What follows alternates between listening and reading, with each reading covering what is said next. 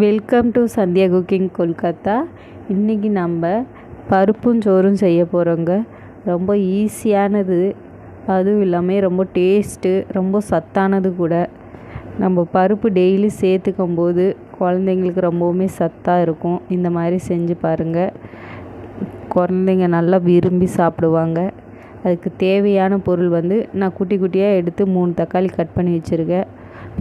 சின்ன வெங்காயம் நிறையவே கட் பண்ணி வச்சுருக்கேன். அதுக்கப்புறம் ஒரு பூண்டை தோல் உரித்து நசுக்கி வச்சுருக்கேன். அப்புறம் 2 பச்சை மிளகா கீறி வச்சுருக்கேன். கருவேப்பிலை, லாஸ்ட்டில் கொத்தமல்லி சேர்த்துக்கலாம். அவ்வளோதாங்க.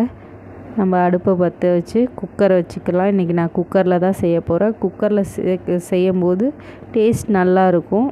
அதுவும் இல்லாமல் சீக்கிரமாக ஆயிரும். குக்கர் சூடானது, எண்ணெய் கடுகு போட்டாச்சு. அடுத்தது சின்ன வெங்காயம் நல்லா பொன்னிறமாக வந்ததுக்கப்புறம் போட்டிங்கன்னா சாப்பாடு நல்லாவே கலர்ஃபுல்லாக இருக்கும். வெங்காயம் எந்த குழம்புலையுமே எந்த சாப்பாடுலேயுமே நல்லா பொன்னிறமாக வறுத்துக்கோங்க. அடுத்தது பச்சை மிளகா, கருவேப்பிலை இதையும் சேர்த்துக்கலாம்.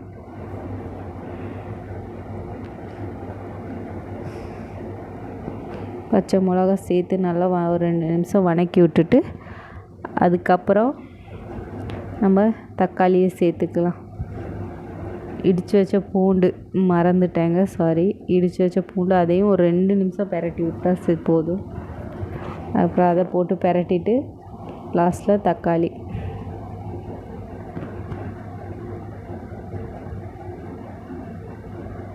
தக்காளியை போட்டு நல்லா பெரட்டி விடுங்க. நல்லா மசிகிற அளவுக்கு பெரட்டி விடுங்க. அதுக்கப்புறம் தேவைக்கு ஏற்ப நான் கல் உப்பு போடுறேன்.